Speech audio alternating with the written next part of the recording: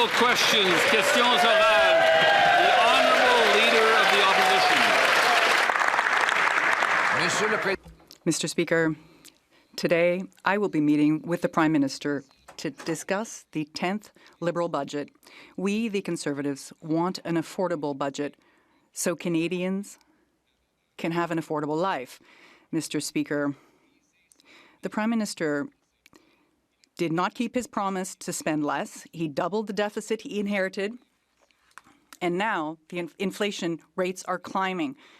In fact, all measures are higher than the Bank of Canada target. Will the Prime Minister agree to what we're looking for an affordable life for Canadians? The Right Honourable Prime Minister. Mr. Speaker, it will be an affordable budget and an ambitious one. Affordable for operational expenditures. We will clean up operational expenditures, but we will be investing in Canada. This will be the largest investment in our country, in the history of our country. The Honourable Leader of the Opposition. Mr. Speaker, that is exactly what this Liberal government promised 10 years ago. But what's the result? They doubled the debt, they doubled wait lines at food banks, doubled the cost of housing, and investments have dropped, more so here in Canada than in any other G7 country and in the history of Canada. Today, there are 2 million Canadians who need to turn to food banks. And food inflation is skyrocketing. Will the Prime Minister learn from his lessons, reduce deficits, and eliminate hidden taxes on food? The Right Honourable Prime Minister. Mr. Speaker, as I've just said, this will be a cleaning up of operational expenditures for the first time in a decade in this country. Second, with respect to inflation, it will be the 21st month in a row that the rate of inflation is in keeping with the Bank of Canada's target range. That's 2.4, and the range is 1 to 3. Mr. Speaker, today the Prime Minister and I will meet to discuss the 10th Liberal budget deficit. Our priority as Conservatives is an affordable budget for an affordable cost of living for the Canadian people. The Prime Minister promised he would spend less, but his deficit spending is 100% more. He promised he'd be judged by the prices at the grocery store. Well, they're now rising at 2 times the Bank of Canada's target, and inflation is now once again out of control. Will the Prime Minister learn from the inflationary, costly failures of the 10 years of Liberal government and accept our plan for an affordable budget for an affordable life? The Right Honourable Prime Minister. Mr. Speaker, this budget will get operational spending under control. It will balance our spending over the next 3 years. But we're not going to stop there. We are going to invest in this country. We're going to have the biggest investment in this country in generations, the largest capital spend in generations, the most ambitious trade diversification in our nation's history. We will do everything to help Canadians get ahead, as they have gotten ahead every single month since I became Prime Minister. Hear, hear. The Honourable Leader of the Opposition. Never bought groceries lately. Canadians, according to this Prime Minister, have never had it so good. If you're that single mother out there walking down the grocery aisle looking at prices rise before your eyes, if you're that senior choosing between eating and heating, if you're one of the countless Canadians who see that roasted coffee is up 41% since the Prime Minister took office, that nuts and seeds up 15%, that food price inflation is now double the target, or if you're one of those 2 million people that are lined up at food banks every single month, the Prime Minister says you've never had it so good. How is it possible for this Prime Minister to be so costly and so out of touch with reality? Hear, hear. The Right Honourable Prime Minister. Okay, Mr. Speaker, it's time once again for our economic lesson. Okay. Getting ahead means your wages grow faster than inflation. Let's look at the relationship between inflation and deficits. The inflation rate in Canada, the food inflation rate, is the G7 average, and we have the lowest deficit in the G7. What the government is going to do is use that deficit to grow this economy like it's never seen before. Here, here, well done. The Honourable Leader of the Opposition. So the Prime Minister says to that single mother, that small business owner, that senior I just referenced out there, that he needs to give you economic lessons. You are the one out there who are watching prices rise right before. The honourable member knows to speak through the chair, and there was a lot of noise around that. So if the honourable member could just start from the top, please. Mr. Speaker, the Prime Minister is now lecturing Canadians who are lined up at food banks, telling them that they've never had it so good. That if only they appreciated all the many promises that he's made, promises that he hasn't even begun to keep, that they would then be appreciative of the fact that here we have fresh and frozen beef is up 14%, fresh and frozen cut chucks up 12%, frozen meats up 11%, coffee grains up 40%. Does he believe that people paying these exorbitant prices should be thankful for his economic lessons? The Right Honourable Prime Minister. Mr. Speaker, we promised to cut taxes for every Canadian. 22 million Canadians have their taxes cut. We promised to cut taxes on first-time home builders. They've been cut. We promised to cut the carbon tax. It's been cut. You weren't here. It's been cut. It's been cut. And we promised to build this country strong. November 4th, this House will have a choice. Are you with us for those single mothers? Are you with us for those farmers? Are you with us to build this country strong so they can get it? That's a very good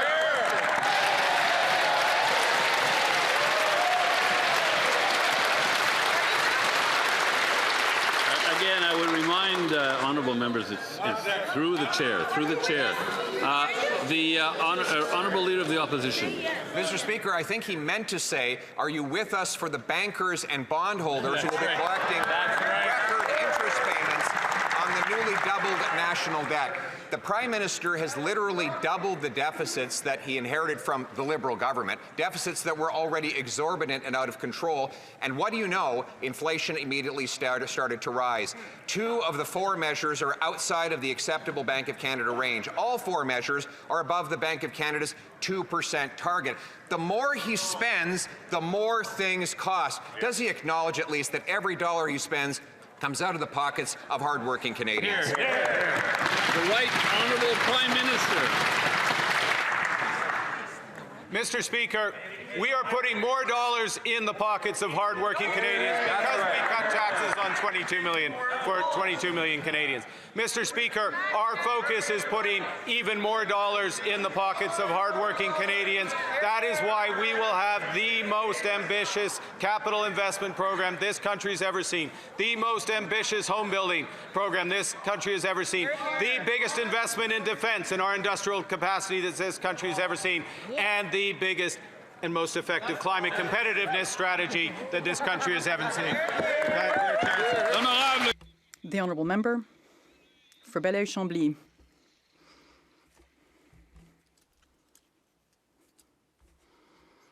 Mr. Speaker, PACCAR and Sainte-Thérèse de Blainville, producing trucks, just had to let go of 300 employees due to the tariffs, the punishing tariffs from the Trump regime. 3 months after the elections that were supposed to solve all of these issues with respect to tariffs, can the Prime Minister reassure this company and the employees that no matter what, the employees and the company will be protected? The Right Honourable Prime Minister. Monsieur le Président, Mr. Speaker, we are disappointed by the situation at PACCAR, at Stellantis, and at GM.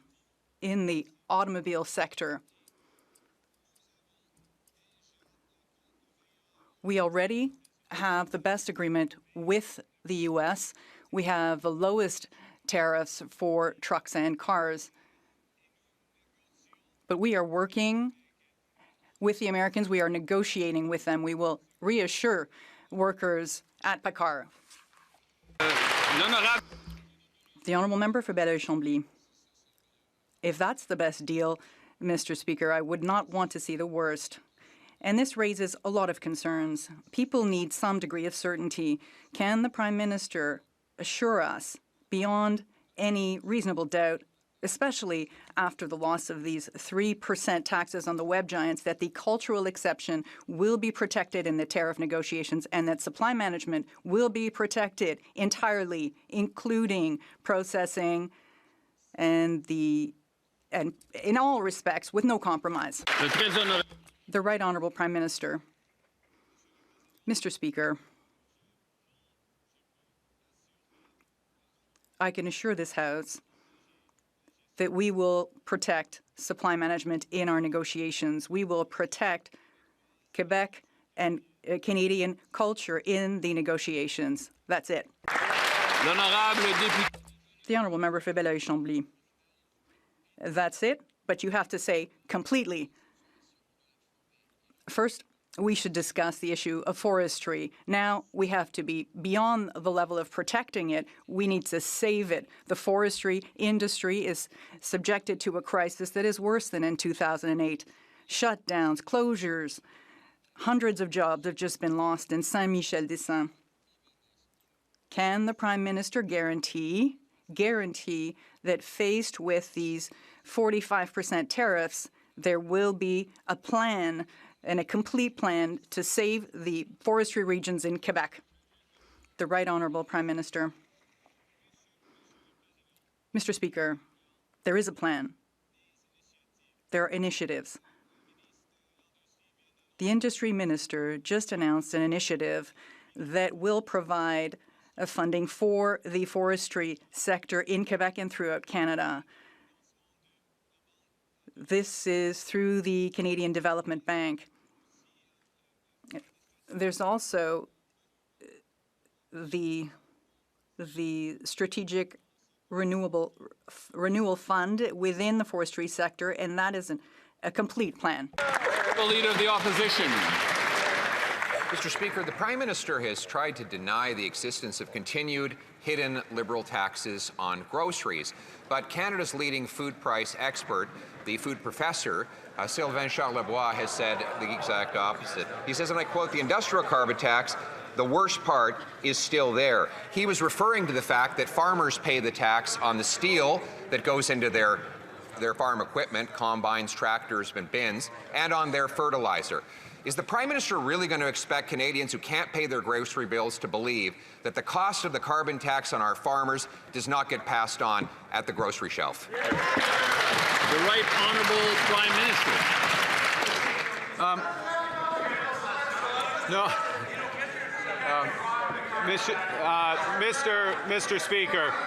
Mr. Speaker, I'm going to quote independent research, Mr. Speaker, of the Canadian Climate Institute, which finds that the impact of the industrial carbon tax, now wait for it, the net impact of the industrial carbon tax on food prices, it is on average around 0%.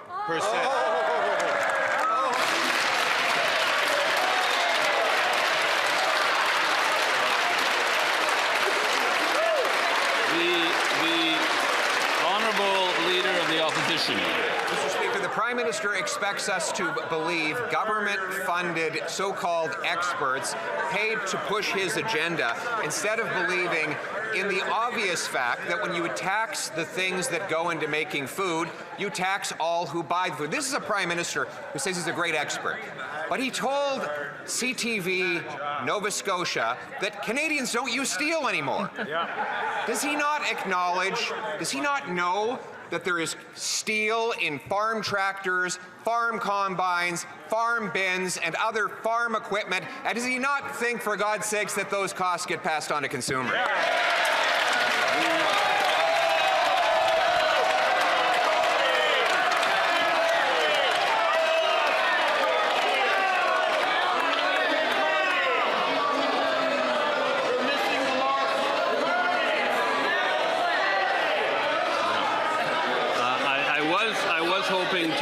as close to 3 as possible, but it might not be possible today. The Honourable Government House Leader. Well, thank you very much, Mr. Speaker. The folks are feisty over there today. What I will say is we've been hearing all week, all month, since the beginning of this session about these imaginary taxes. These imaginary taxes in the brain of the Leader of the Opposition, but that no one else has seemed to manage. What I will tell him is that there will be a budget, there will be some numbers and some tables that he can read there where he will not find taxes on food. There is no tax on food. There will never be a tax on food. The Honourable Leader of the Opposition. Well, first, we're all disappointed to learn that Liberals think that Canadians who see grocery prices rising at records rates are just imagining things, Mr. Speaker. And further disappointed to see that this Prime Minister cannot stand in his place and address real questions about the cost of groceries for Canadians. It's not just the industrial carbon tax, Mr. Speaker. It is also the government's fuel standard, which, according to their own department, is going to increase the cost of fuel by 17 cents on the farmers and the truckers who bring us our food. Does he really expect consumers to believe that won't? The Honourable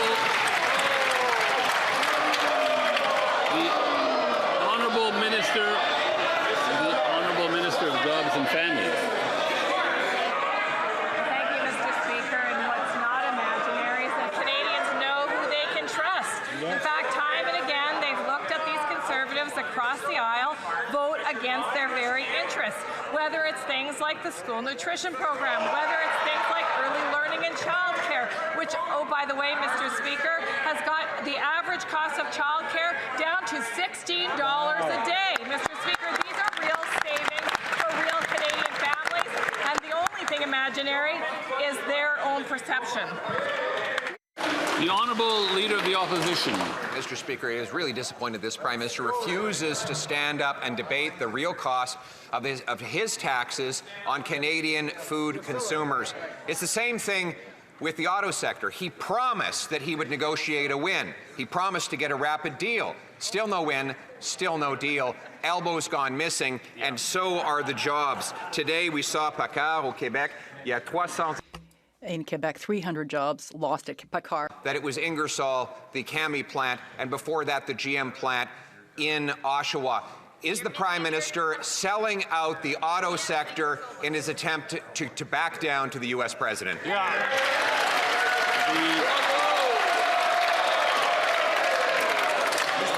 The Right Honourable Prime Minister. Mr. Speaker, there's no I in team, but apparently there's an I in Conservative. Team in Conservative. There's a team on these benches. This government is in a position with the best accord with the Americans. We have the lowest tariff on the auto sector.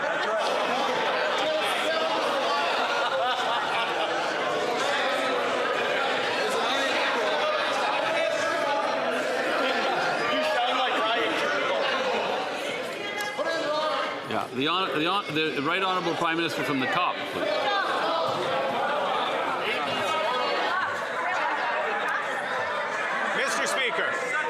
Mr. Speaker, there's no I in team, but there is an I in Conservative. There is a team, and there is a team in Liberal that can answer these questions. And this is what the Liberal team has accomplished. We have the best deal with the Americans of any country. We have the lowest tariff on our automobiles and trucks of any country, but we are not satisfied. That is why we are negotiating a new accord on steel, on aluminum, on energy, and on auto. Honourable Leader of the Opposition. The question was about jobs, and he responds with a spelling bee, Mr. Speaker. This is the guy who's supposed to negotiate a win for us, a guy who said he'd have a deal by July 21st. He's the guy who said he's had his elbows up, and since that time, his elbows have gone missing, Mr. Speaker. The Canadian people need those jobs. He promised he would protect those jobs. Will he stand up today, look the auto workers in Ontario and Quebec in the eye, and tell them why he abandoned them and sold them out? The Honourable Minister responsible for Canada-US trade.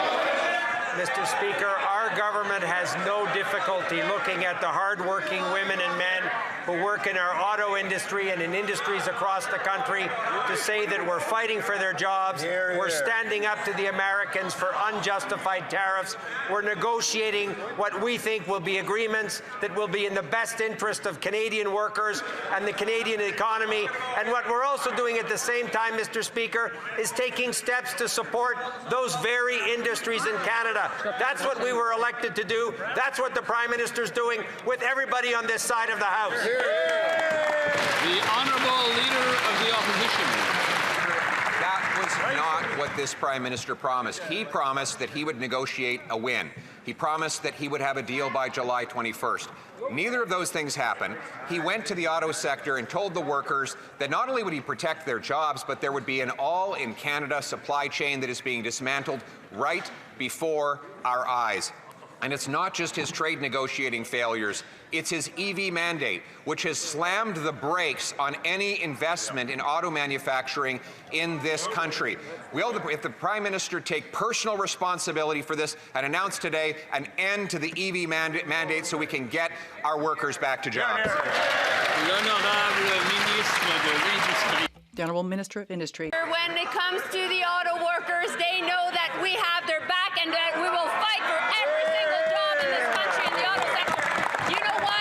Because the Canadian automakers and the Canadian auto workers are actually the best in the world. And therefore, we will make sure that Stellantis is held to account.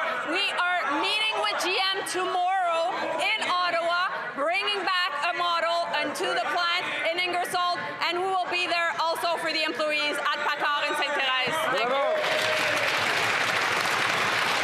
Okay, what about Gould? Okay, so We have, yeah, I think. okay. Excuse me.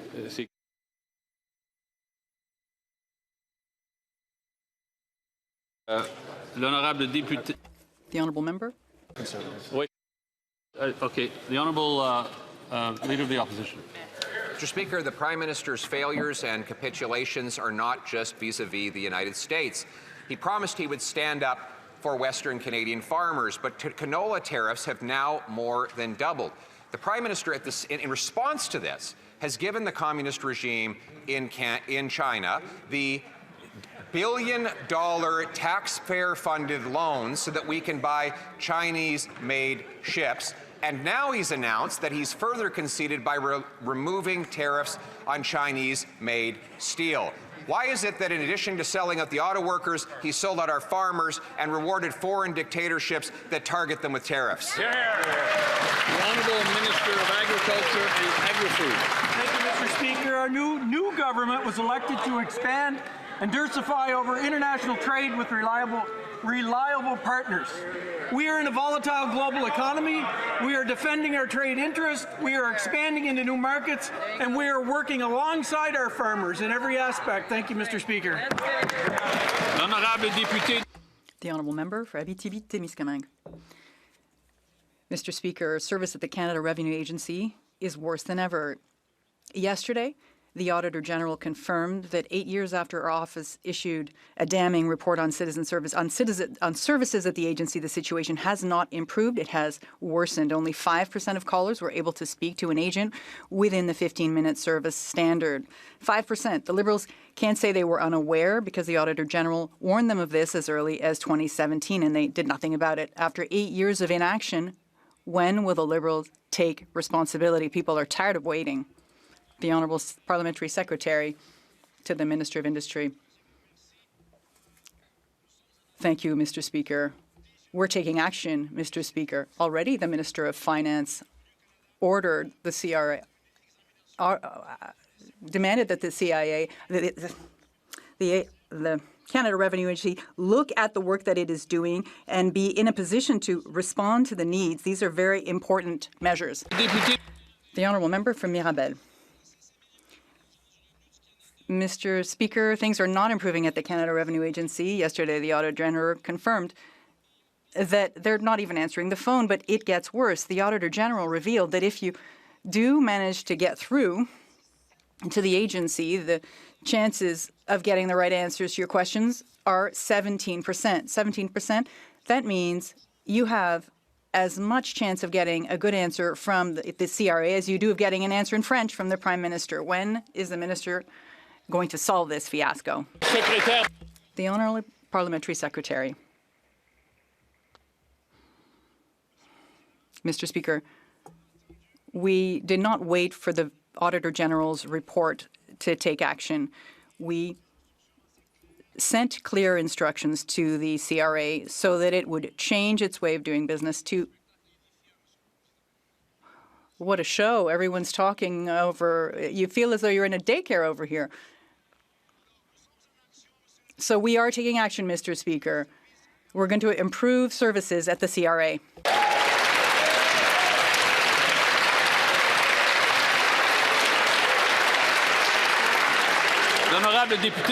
The Honourable Member from Montmorency-Charlevoix. Mr. Speaker, in Quebec, rents have risen by almost 10%, twice the Canadian average, when we know that Canadians spend about 50% of their income to house themselves and feed themselves. This is concerning. In the meantime, the Liberal government is continuing to feed these inflationary costs for groceries, gas, housing. After 10 years of deficits and broken promises, families in Montmorency-Charlevoix and in Quebec can't take anymore. When will the Prime Minister take control of public finances and make life affordable for Canadians? The Honourable Parliamentary Secretary.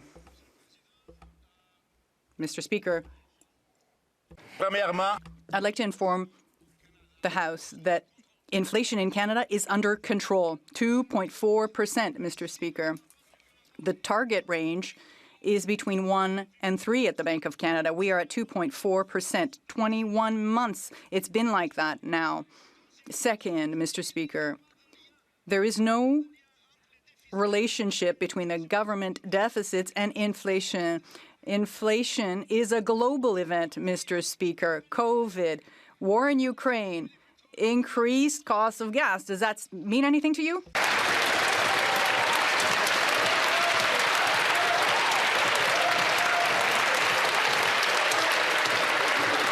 Encore une fois, on ne s'adresse pas directement au président. We would ask you to speak through the chair, the Speaker. The Honourable Member from Montmorency-Charlevoix. Mr. Speaker, in Montmorency-Charlevoix, children, seniors, and business owners just can't make ends meet. Economists are saying this is a recession. Cost of housing has increased, an increase of 10% in Quebec, whereas the Liberal costs are causing SMEs to be struggling.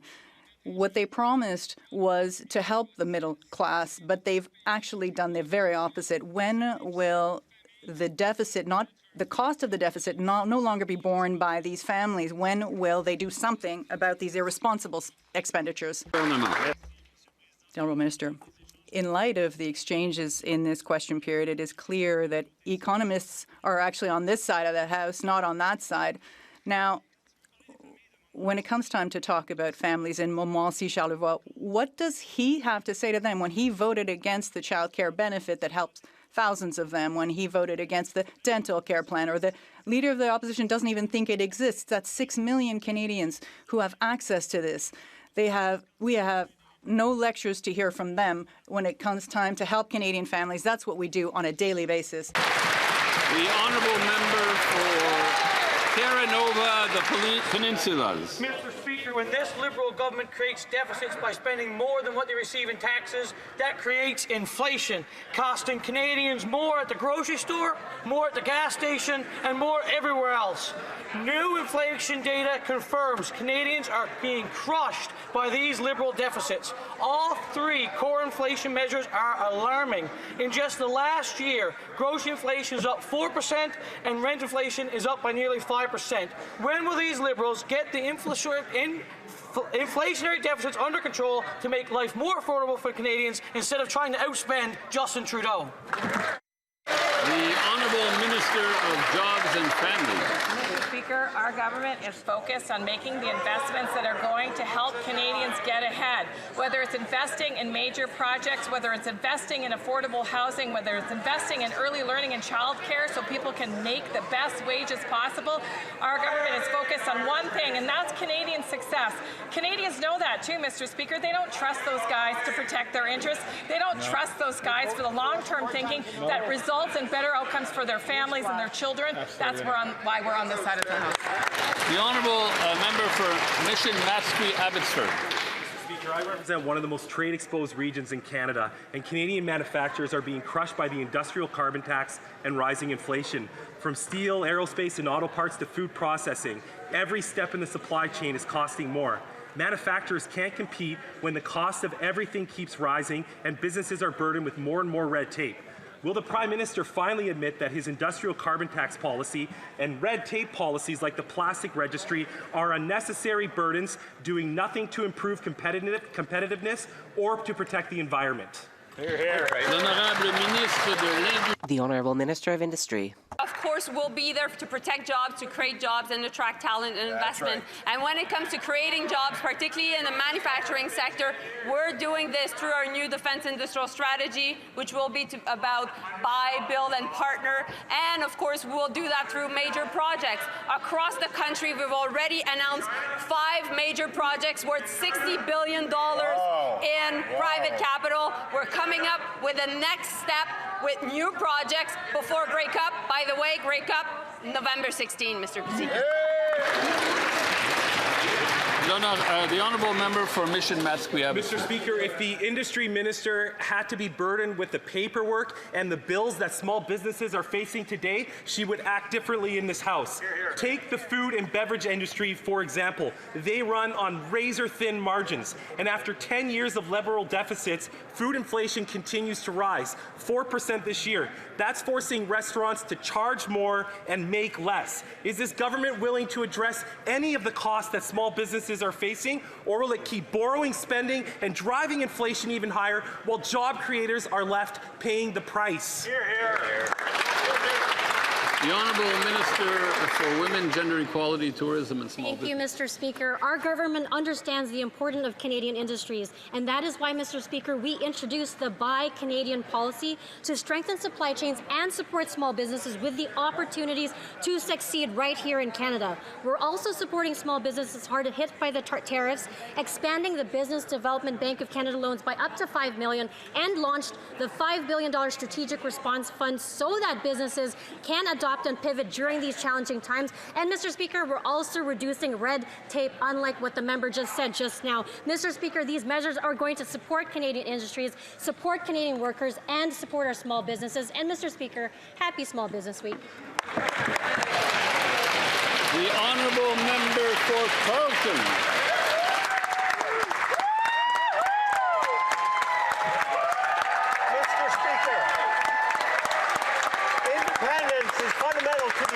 Of the RCMP.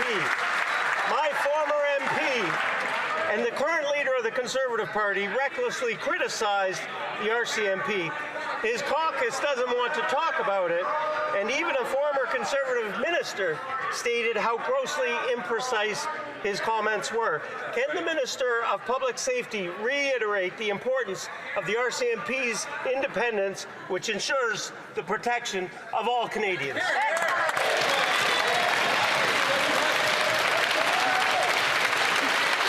The Honourable Minister of Public Safety.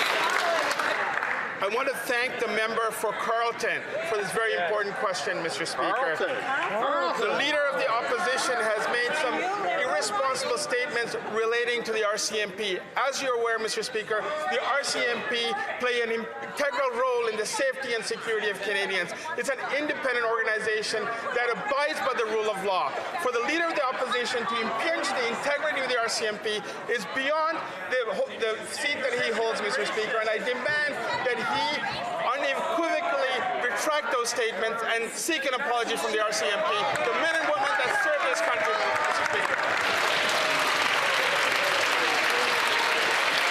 The Honourable Member for Middlesex, London.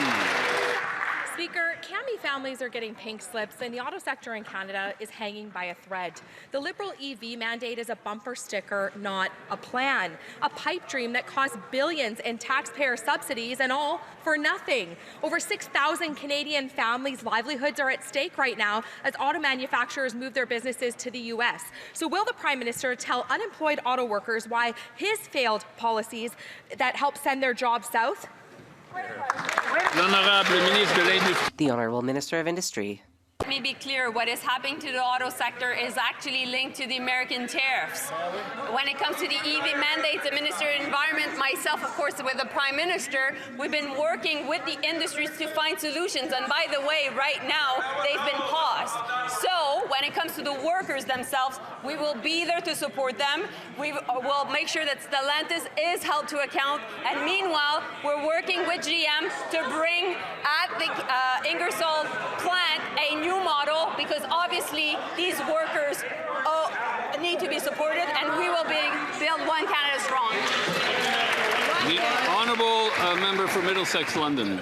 Mr. Speaker, that's just more talk from the Liberals that does nothing to help people. Cami workers in Ingersoll are worried about paying their mortgages and putting food on the tables. Right. After handing out billions in subsidies, Cami's indefinite layoffs, they come at the cost of the Liberals' failure to negotiate protections for workers. When Cami bleeds, so do part suppliers, tool and die makers, truckers, diners, and other small businesses across Middlesex London and southwestern Ontario. So will the Prime Minister look the auto workers in the eye and explain to them why he failed to protect their jobs?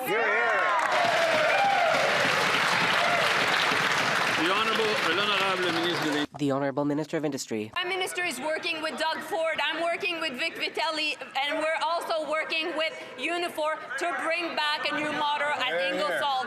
And we will make sure to put pressure on GM as they need to honor their contracts. And meanwhile, we will make sure that indeed the workers that we look in the eyes have confidence that we're fighting for their jobs. The Honourable Member for Brampton West. Mr. Speaker, Stellantis got $15 billion of taxpayer money. That's over $1,000 from every Canadian household. And what's the result? 3,000 Canadian workers are losing their job as production moves to the U.S. If that's the Liberal job protection, Canadians should be alarmed. Will the Prime Minister tell us exactly how many Canadian jobs are guaranteed in that $15 billion deal? Or did the Liberals just write a blank check to protect corporate profits, not Canadian workers? The Honourable Minister of Industry. Speaker, I understand the frustration on the part of my colleague who's from the region. That being said, I think we have to set facts extremely straight. That's right. Because obviously the support to the sector was linked to the fact that there would be production of batteries. As the production has only started, obviously $15 billion of federal taxpayers' money have not been invested. What is at stake, though, is that we negotiated very well the contracts to support the Brampton plant, and therefore the opposition, including the Conservatives, will have access to these contracts in committee, and they will see that we have the workers back. The Honourable Member for Essex. Mr. Speaker, the Finance Minister handed $10 billion to Stellantis to create 2,500 jobs in Windsor, but now they're threatening to ship 3,000 jobs from Brampton to the U.S. These Liberals have abandoned Canadian auto workers who don't know how they'll provide for their families and their futures. What job guarantees do the Liberals actually negotiate? And if there's nothing to hide, why won't they release the contracts outlining the specific details of the Canada-wide job guarantees? Good question. The Honourable Minister responsible for Canada-US trade. Thank you, Mr. Speaker. Knows very well that we're working to support auto workers and the sector in Canada. There's over 100 years, Mr. Speaker, of proud history in making vehicles in Canada. That's a manufacturing sector that's important to every part of the country. That's why not only are we taking measures with the Government of Ontario and partners across the country, unions, to support the industry and those workers, we're also negotiating with the Americans so that we can get a deal that's in the interest of the long-term security of Canada's auto sector. Hear, hear. The The Honourable Member for Louis Saint Laurent Akiawanrock.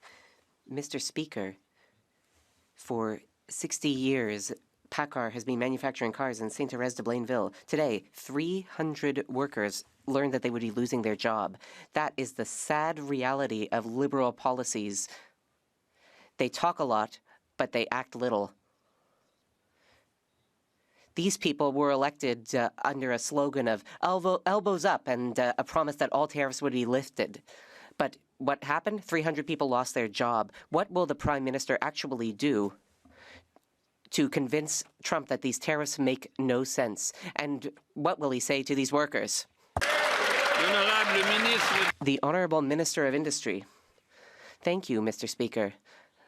I have a lot of respect for my colleague, and I know the PACCAR plant very well. I actually visited it with the new member for Thérèse de Blainville recently. I spoke with the head of the plant lately.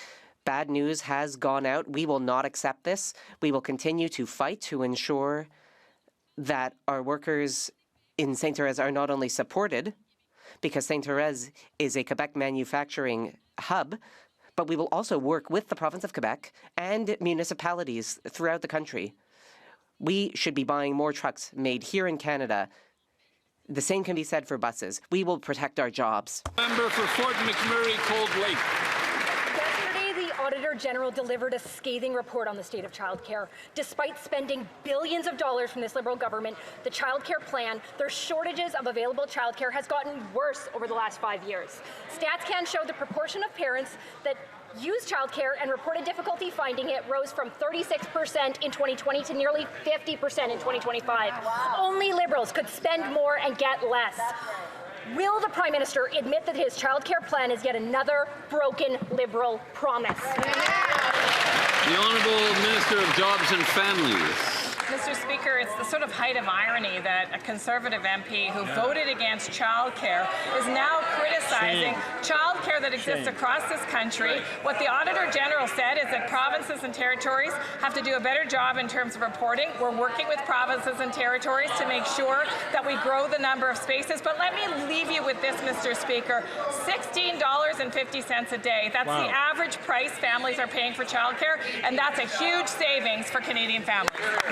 The Honourable Member for Fort McMurray, Cold Lake. Typical Liberals blame everyone but themselves. They committed to build 250,000 new childcare spaces in 5 years. 3 years in, less than half. Worse yet, they don't know how many spaces are going unused. They don't know how much unmet demand exists, all while using funky, inconsistent math. Provinces are warning that this $10 system could collapse when federal funding ends, with inflation and staffing shortages piling up.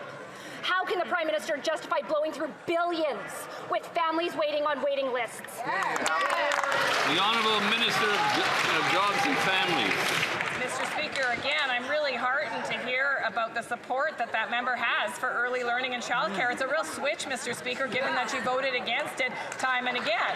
But I will say this, Mr. Speaker, I have a meeting with my counterpart this afternoon with the Minister from Alberta to talk about exactly that, how we take the next steps together, because as that member would know, jurisdiction over childcare lives in provinces and territories. We have funded this system to such an extent that, Mr. Speaker, the average family is paying $16.50 a day. What a savings for Canadians.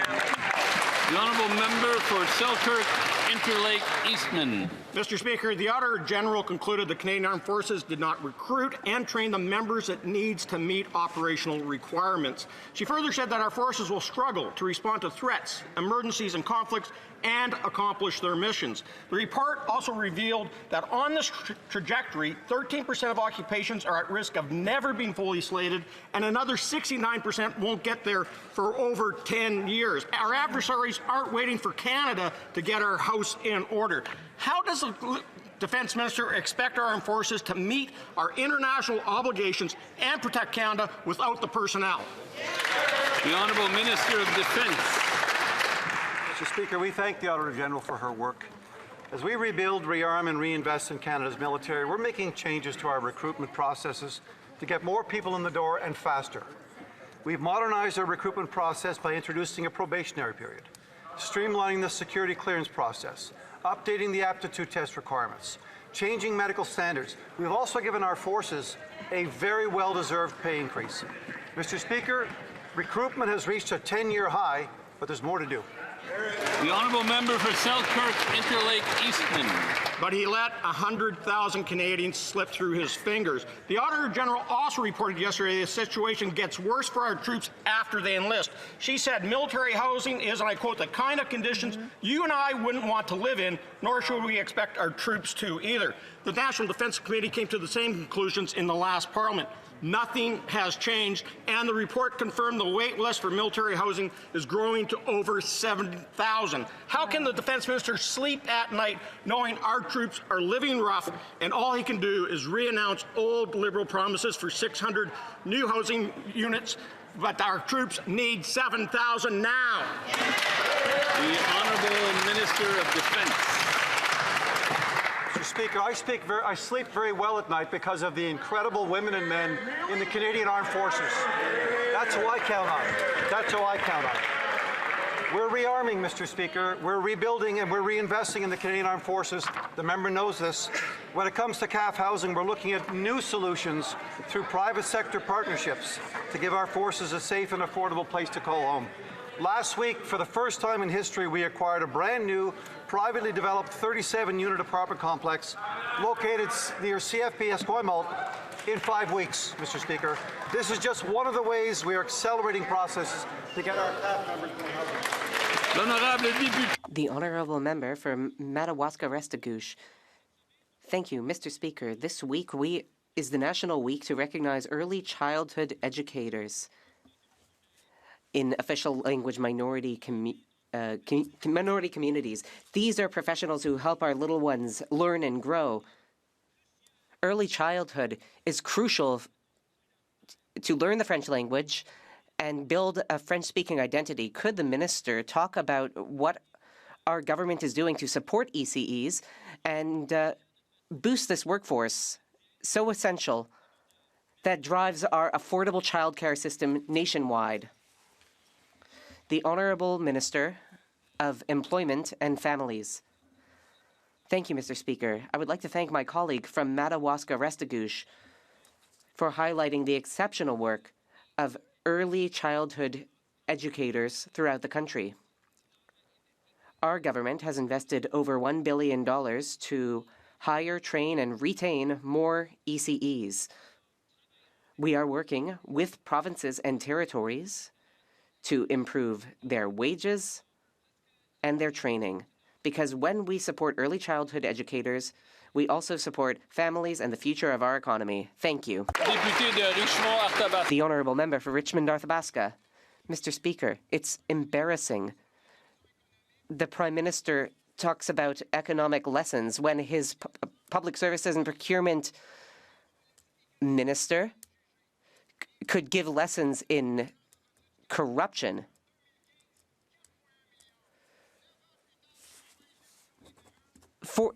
After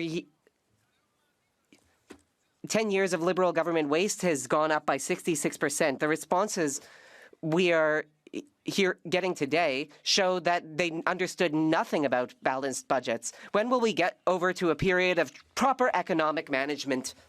The Honourable Minister responsible for national revenue. You know what's embarrassing? The official opposition leader who talks about jailing his political adversaries. The official opposition leader who is undermining the rule of law in the country.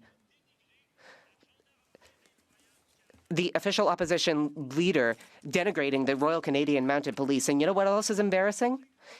The opposition leader is not only not apologizing, 100 of his members of parliament are refusing to denounce these completely inappropriate remarks. His predecessor in Richmond-Arthabaska would have some lessons to teach him. He should follow his example and call out his leader. The Honourable Member for Newmarket Aurora. A business that fails to meet its service standards 95% of the time would go bankrupt. But under this Liberal government, that's the standard at the CRA. And what's their answer? Throw more money at the problem. Costs are up 70%, but still 8.6 million calls are being deflected, and 83% of the answers to individual tax questions are wrong. Even the CRA chatbot got questions wrong 2/3 of the time. It's hopeless. If this Liberal government can't even manage its own revenue agency, how can Canadians trust it to ever balance the budget? The Honourable Secretary of State for Financial Institutions. Thank you, Mr. Speaker. Mr. Speaker, Canadians deserve timely, reliable, and accurate service from the CRA. And that's why we thank the Auditor General for her report. Earlier this fall, we embarked upon a 100-day plan to strengthen service, improve access, and eliminate unacceptable delays. And we have good news. Since the launch of the plan, CRA call center service levels have more than doubled. 89% of Canadians getting an answer within 15 minutes. Wow. That is good news. This report will help the CRA build on significant service improvements it has made since September. It will also help guide our government to work as the Honourable Member for Swift Current Grasslands Kindersley. Mr. Speaker, the Auditor General report shows CRA had a huge increase in deflected calls from 1 million to 8 million in 1 year. Wow. People in the Southwest wait hours, sometimes days, to reach a service agent. Then they have to deal with huge delays in resolving their file, even if the CRA made the mistake. CRA fails to meet its own service standards after already lowering them, and the odds are high that the agents will give you inaccurate information. But their budget went up 70%. So why is that with these Liberals? Canadians always pay more, but get less. The Honourable Secretary of State. Thank you, Mr. Speaker. Mr. Speaker, let me be clear. The CRA is providing accurate information to Canadians in nearly all cases. The audit looked at a sample of 167 calls from last spring before we launched our 100-day plan to fix CRA service. The CRA reviews over 100,000 calls every year for accuracy and has found that more than 93% are accurate for inquiries related to taxpayer files. We are focused on delivering service for Canadians. We will get this right. Thank you, Mr. Speaker. The Honourable Member for Winnipeg South. Well, Mr. Speaker, Cap Paper is an integral part of Northern Ontario's economic security, supporting over 2,500 skilled local careers in the region. But a few weeks ago, the community was rocked by the news that Cap Paper would be shuttering its doors, devastating for the community and for workers and families throughout Northern Ontario. Can the Minister of Industry please tell this House how we are supporting Cap Paper and other industries, and how our government is standing up for skilled careers and stronger communities? Honourable Minister of Industry. Merci. I would like to thank my honourable colleague for his hard work, and I would like also to thank the Minister for Jobs and also the Minister for Natural Resources, because we worked together to lay down the groundwork for Cap Paper to continue its operations in months ahead. Through the conversation we had with Cap Paper, one thing became clear: they're the heartbeat of Kapuskasing and a vital part of the community. So that is why we came to the table with solutions. We were able to protect the jobs, 300 of them, and all the jobs around Kapuskasing linked to the mill, 2,500 jobs as well. Excellent. The Honourable Member for Kenora Kiiwetinoong. After years of talk, this Prime Minister is breaking his promise to get shovels in the ground when it comes to the constantly delayed Ring of Fire in Northern Ontario, Mr. Speaker. Thousands of jobs and billions of dollars are on the line, yet the Liberals refuse to move this project ahead. The roadway won't even be built until 2028, and the Liberals ignored this project completely on their national priority list, a huge slap in the face to people across Northern Ontario. So, Mr. Speaker, will the Liberals stop with the delays, stop breaking their promise, and get shovels in the ground so that our region can get to work? Yeah!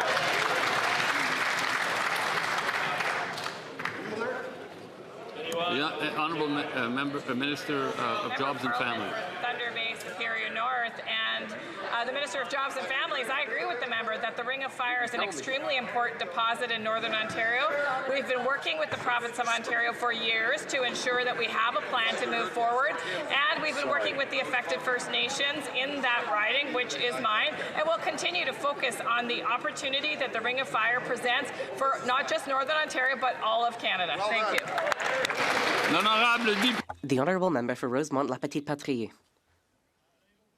At Trudeau Airport, the New Rest Corporation had a meal contract with Air Canada. They knew that they would lose their contract, but they still brought over temporary foreign workers with closed work permits, 3-year work permits. A closed work permit is a terrible thing. It prevents people from changing employers. So now 50 people have gotten the rug completely pulled out from under them. They have no job, and they aren't allowed to find a new one. Will the immigration minister listen to Labour leaders and provide a new open work permit so these people can find new jobs? The Honourable Minister of Immigration and Citizenship. Thank you, Mr. Speaker.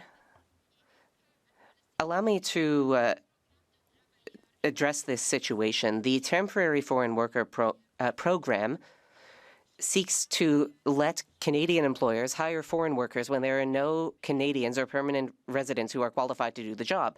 We will continuing to bring down the number of temporary foreign workers, and we will work with the member opposite.